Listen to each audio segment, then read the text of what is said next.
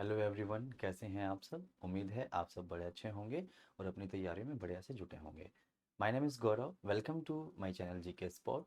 तो आज की जो हमारी क्लास है वो है पृथ्वी की आंतरिक संरचना, यानी कि पृथ्वी हमारी अंदर से कैसी बनी है, क्या क्या है उसके अंदर, उन सब के बारे में हमें आज डिटेल से देखना है।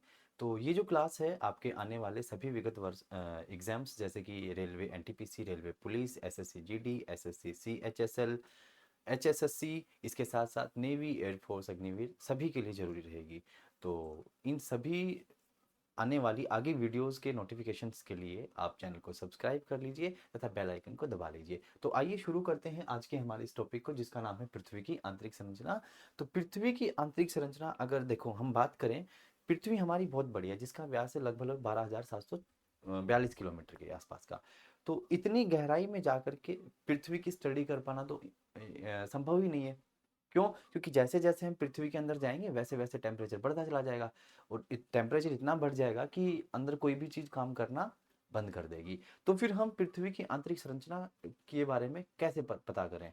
तो क्या होता क्या है कि कुछ चीज़ें हैं जैसे कि तापमान, दबाव, घनत्व, भूकंपीय तरंगें और आसमान से आने वाली उल्काएं। जब इनकी हम स्टडी करते हैं तो हमें पता चलता है कि पृथ्वी के अंदर एक्चुअल में क्या है। अब उल्का से आप सोचेंगे कि सर उल्का का पृथ्वी से क्या संबंध हो सकता है। तो देखो, ये जो उल्का है ये भी आकाशीय पिंड है और जो पृथ्वी है ये भी क्या है, ये भी कभी ना कभी एक आकाशीय पिंड थी, जो प्राकृतिक परिवर्तन के कारण आज पृथ्वी के रूप में हमें देखने को मिल रही है, जिसके ऊपर जीवन संभव हो गया। ठीक है। तो जो जिस प्रकार से उल्काओं की स्थिति है, जब उल्काओं के अंदर की हम स्टडी करते हैं तो हमें एहसास होता है, हमें पता चलता है कि जो हमारी पृथ्वी है वो भी कहीं ना कहीं इन उल्काओं की तरह ही है। तो इन सब चीज़ों की वजह से ही हमें पृथ्वी की आंतरिक जानकारी प्राप्त होती है। इसके साथ साथ जब हमने पृथ्वी की ऊपरी लेयर के बारे में स्टडी की तो ऊपरी लेयर में हमें कुछ तत्व प्राप्त हुए। और वो तत्व कौन से हैं, ध्यान से देखिएगा। सबसे पहले है ऑक्सीजन। जरूर अभी दिमाग में ये आ रहा होगा कि सर ऑक्सीजन सबसे ज्यादा कैसे हो सकता है, वो तो नाइट्रोजन है। लेकिन मेरी बात को गौर से सुनो, ये तत्वों की बात कर रहा हूं मैं, एलिमेंट्स की बात कर रहा हूं मैं, गैस की बात नहीं कर रहा हूं। गैस नाइट्रोजन ही सबसे ज्यादा है 78%। लेकिन पृथ्वी के भूपटल पर कौन सा तत्व सबसे अधिक है, एलिमेंट कौन सा अधिक है, तो वो है ऑक्सीजन। और ऑक्सीजन कितना है, 46.6%।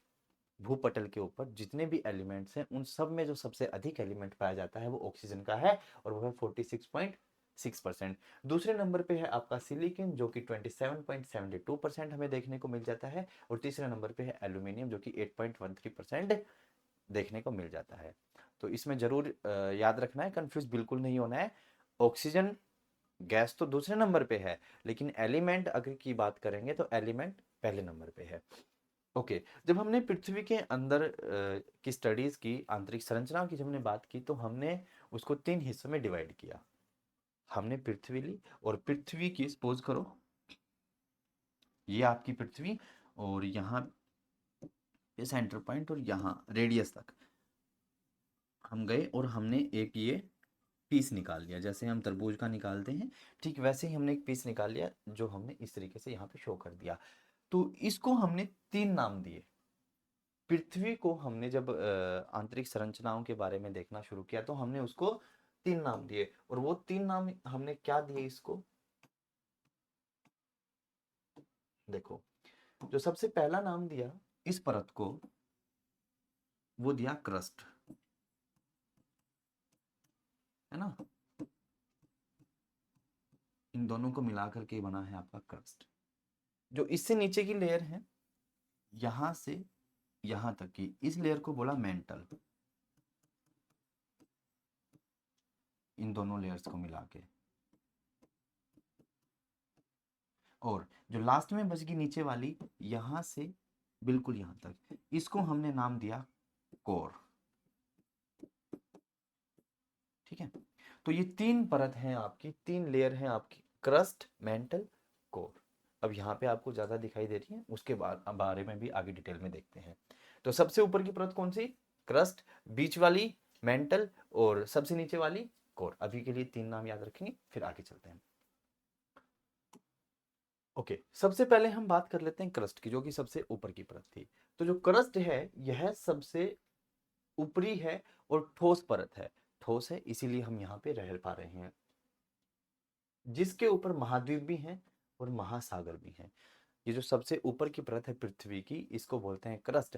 क्रस्ट सबसे ऊपर की है और इसी के ऊपर आपके महासागर भी स्थित हैं और इसी के ऊपर आपके महाद्वीप भी स्थित हैं। और यह सबसे पतली परत भी है, ये भी याद रखना है।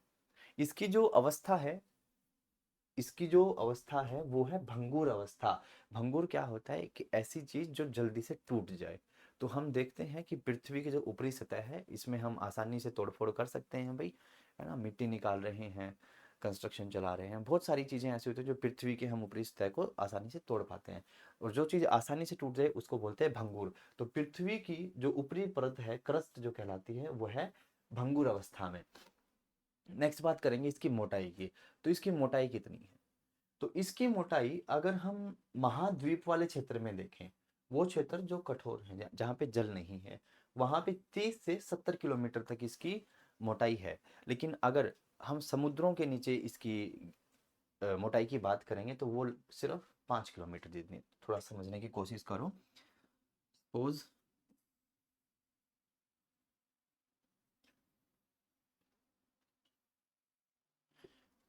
है ना, ये ये है आपकी एक परत, जिसमें यहाँ पे आपका आ गया समुद्र। ठीक है, ये आपका मैदानी भाग और ये आपका पर्वतीय भाग। तो इसमें आप देख पा रहे होंगे, यहाँ पे ये जो गैप है ये बहुत कम है, ये गैप ज्यादा है और ये गैप सबसे ज्यादा है। तो यहाँ से यहाँ तक ये सारा का सारा महाद्वीपीय हो गया, है ना। और यहाँ से यहाँ तक ये सारा का सारा महासागरीय हो गया। तो महासागरीय मोटाई की जब बात करेंगे, तो महासागरीय मोटाई आपकी आई सिर्फ और सिर्फ 5 किलोमीटर, और ये एवरेज है। जब हम महासागरों से उठ करके महाद्वीपीय क्षेत्र में आ गए और मैदानी भागों में, तो मैदानी भागों में ये मिली हमें 30 किलोमीटर जितनी मोटाई में। और वही जब हम आगे बढ़े महाद्वीपों में, जब हम चले गए पर्वतों के ऊपर, और पर्वत में कौन सा? हमारी दुनिया का सबसे ऊंचा पर्वत जो कि माउंट एवरेस्ट है।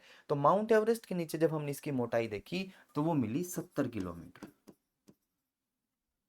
ठीक है, समझ में आ गया होगा कि जो हमारा क्रस्ट है उसकी मोटाई अलग अलग है। महासागरों के नीचे वो 5 किलोमीटर जितना मोटा है, मैदानी भागों में जो कि महाद्वीपीय क्षेत्र हैं वो 30 किलोमीटर का मिल जाता है, और पर्वतीय भागों हम हाईएस्ट की बात करते हैं माउंट एवरेस्ट की, वो 70 किलोमीटर जितना मोटाई परत में हमें देखने को मिल जाती है।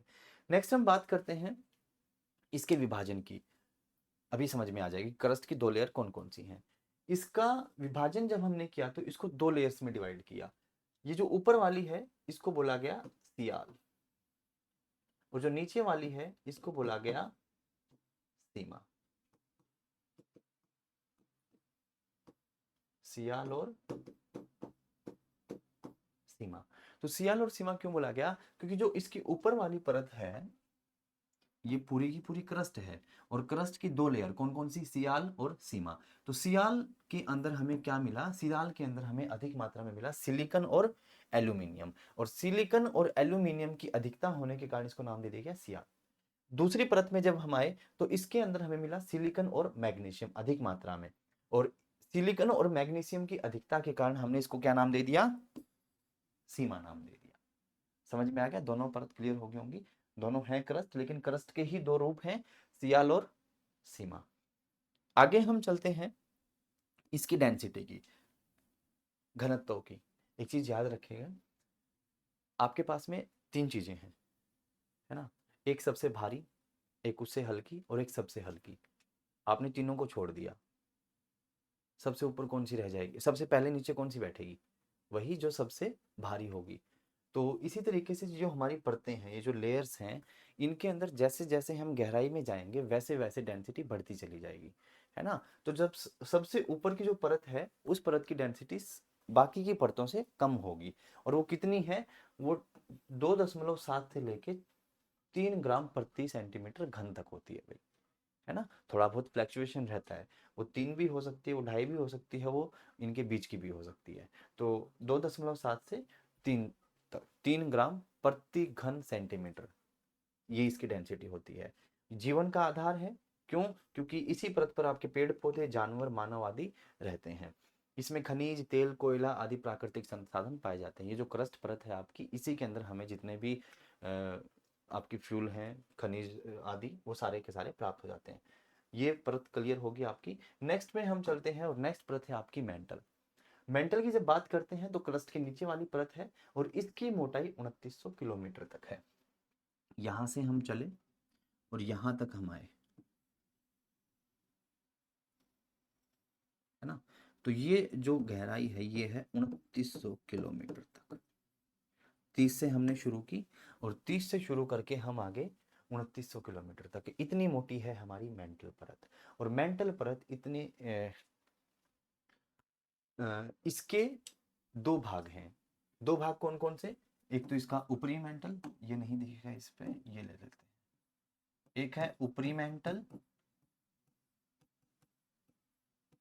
और दूसरा है निचली मेंटल।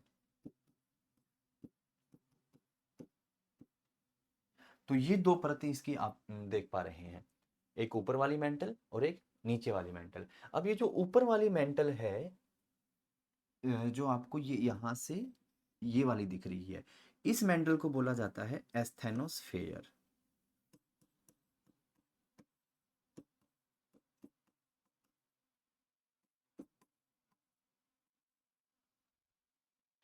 मेंटल की दो परत, ऊपरी और निचली।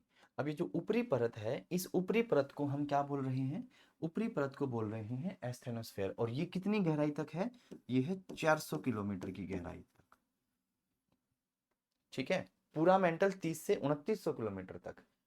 दो डिवाइड कर दिए, ऊपरी निचली। तो ऊपरली जो मेंटल है उसकी मोटाई कितनी है? 30 से 400 किलोमीटर तक। और ये जो 30 से 400 किलोमीटर वाला हिस्सा है, इसको बोलते हैं एस्थेनोस्फेयर, जिसका मतलब होता है दुर्बलता मंडल।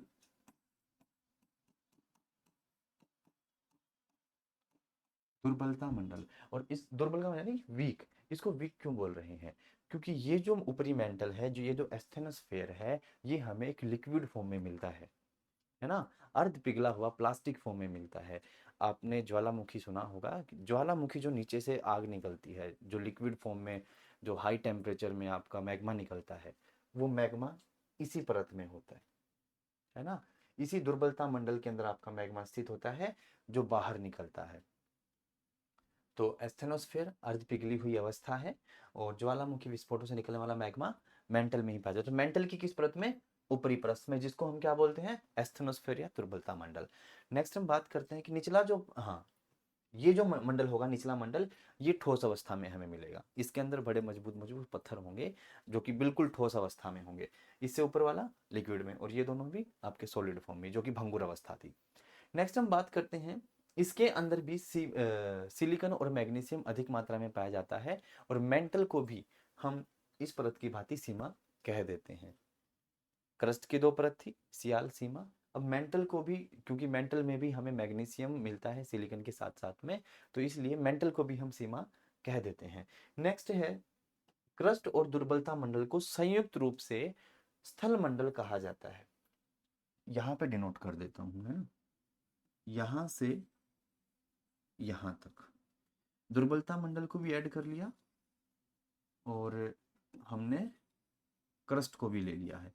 ये जो हिस्सा आपका हुआ पूरा का पूरा, इसको बोलते हैं स्थल मंडल,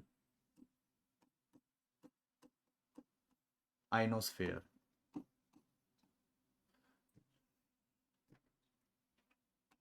सॉरी, आइनोस्फेयर नहीं बोलते उसको, स्थल मंडल ही याद रखेंगे। ठीक है, तो इसको हम क्या बोलते हैं? इसको हम बोलते हैं स्थल मंडल। तो स्थल मंडल में कौन कौन सी परत आ गई आपकी? क्रस्ट और एस्थेनोस्फेयर।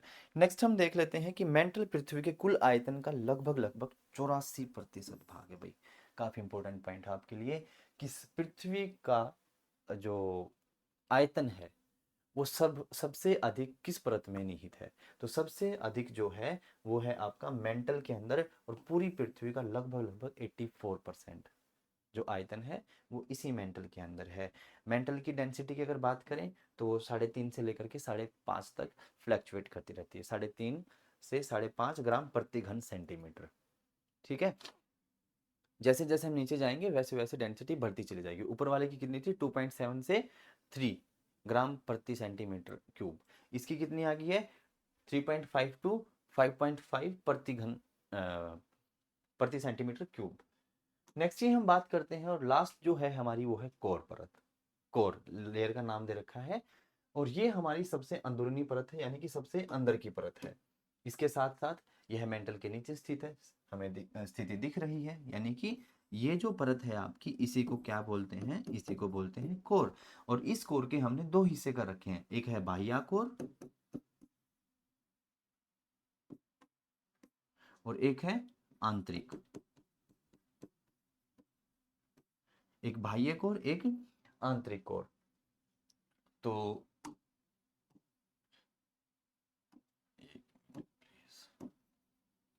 हम्म, ठीक है, बाह्य कोर और आंतरिक कोर। बाह्य कोर की जब हम बात करेंगे तो ये लिक्विड फॉर्म में मिलेगी, लेकिन उनसे पहले हम इसकी गहराई की बात कर लेते हैं।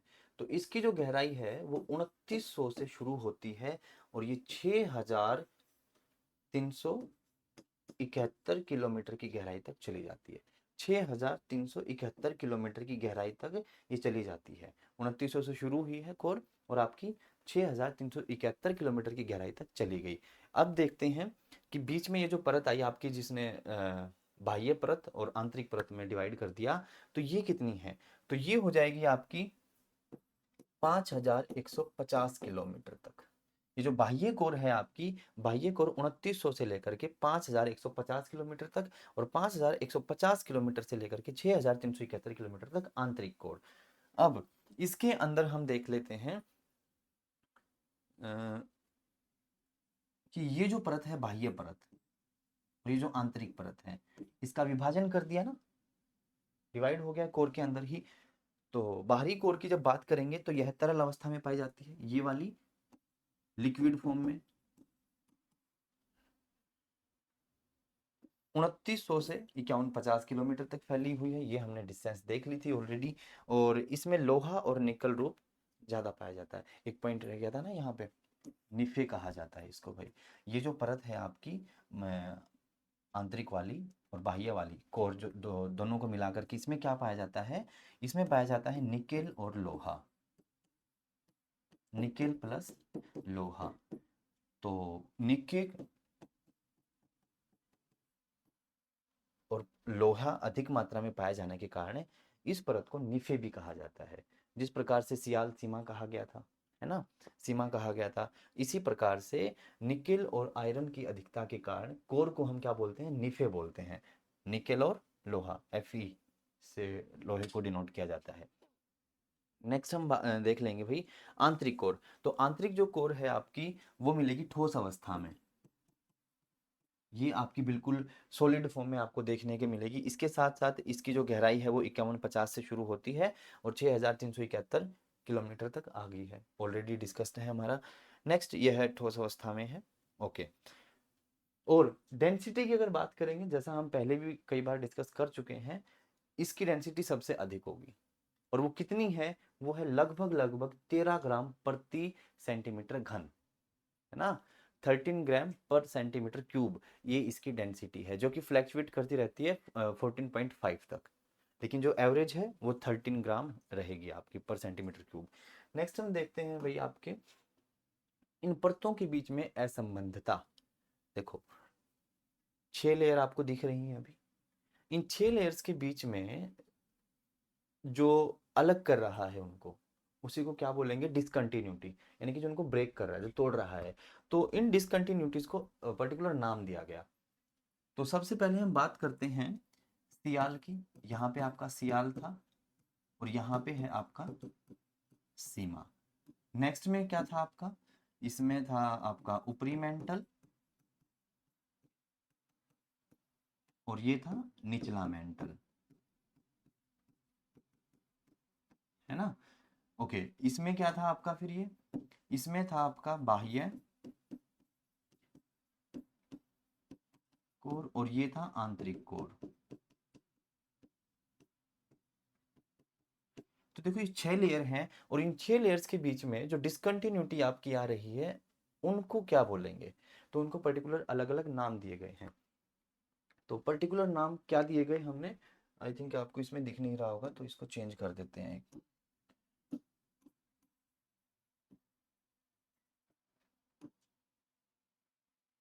ये देख लो, इसमें बाह्य कोर और आंतरिक कोर।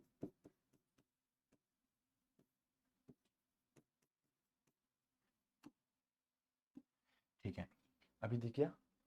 ठीक है।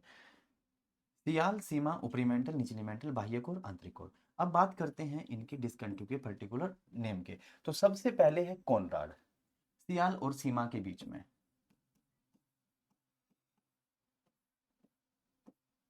कॉनरो डिस्कंटिन्यूटी, कॉनराड असंबंधता किन दो परतों के बीच में है? तो सियाल और सीमा, जो कि क्रस्ट की हैं दोनों। नेक्स्ट हमारी बात किसके बीच में आ जाएगी? सीमा और ऊपरी मेंटल। इसके साथ साथ हम क्रस्ट या मेंटल के बीच में बोल सकते हैं। वैसे तो सीमा और ऊपरी मेंटल के बीच में भी है, लेकिन सीमा किसका हिस्सा है? क्रस्ट का हिस्सा है। और ऊपरी मेंटल किसका हिस्सा है? मेंटल का हिस्सा है। तो इसलिए क्रस्ट या मेंटल के बीच में, या फिर सीमा या ऊपरी मेंटल के बीच में जो हमारी आएगी वो हो जाएगी मोहविसिक। मोहविसिक डिस्कंटिन्यूटी। नेक्स्ट हमारी किसके नीचे आ जाएगी? किसके बीच में? ऊपरी मेंटल और निचले मेंटल के बीच में, और इसका पर्टिकुलर क्या नाम रहेगा? रेप्टी। रेप्टी डिस्कंटिन्यूटी। अब रेप्टी डिस्कंटिन्यूटी किस किसके बीच? ऊपरी मेंटल और निचली मेंटल के बीच में। नेक्स्ट आ गई आपकी गुटेनबर्ग। गुटेनबर्ग किस किस के बीच में? मेंटल और कोर के बीच में, या फिर ऐसा भी बोल सकते हैं निचला मेंटल और बाह्य कोर के बीच में। नाम क्या है इसका? गुटेनबर्ग।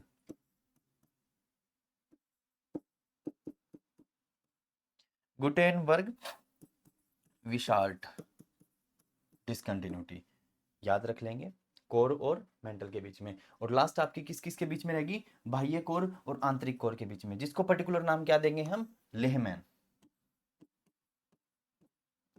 Lehman discontinuity. तो ये जो पांच नाम है आपके, पांच डिस्कंटिन्यूटीज हैं, ये इन छह परतों के बीच का सेपरेशन है। वही कॉनराड सियाल सीमा के बीच में, मोहविसिक क्रस्ट और मेंटल के बीच में, इसको इस तरीके बोल सकते हैं कि सीमा और ऊपरी मेंटल के बीच में।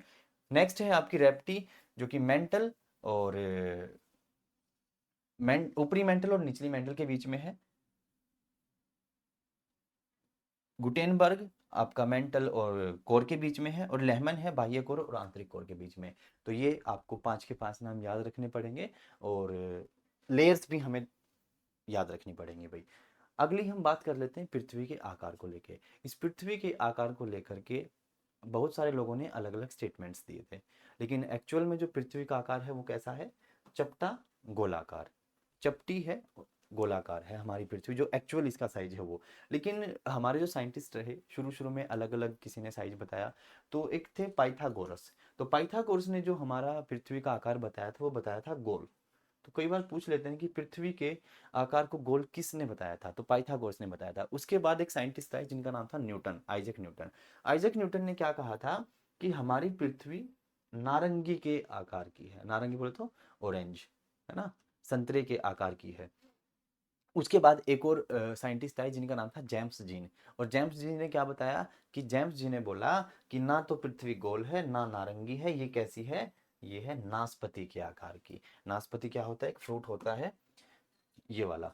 इस फ्रूट के आकार की बताया था उन्होंने पृथ्वी को। लेकिन एक्चुअल में कैसी है पृथ्वी? पृथ्वी है चपटी गोलाकार की। ठीक है, तो ये था हमारा पृथ्वी की आंतरिक संरचना को लेकर के। ये वीडियो आपके लिए काफ़ी ज़रूरी रही होगी, तो अपनी स्टडीज़ को अच्छे से कंटिन्यू करते रहिए। चैनल को सब्सक्राइब कर लीजिए ताकि आपको आने वाली वीडियोस टाइम से मिल जाएं, उनके नोटिफिकेशन आपको सबसे पहले मिल जाएं, और आपके लिए जो तैयारियां हैं वो अच्छे से चलती रहें। Thank you, have a good day.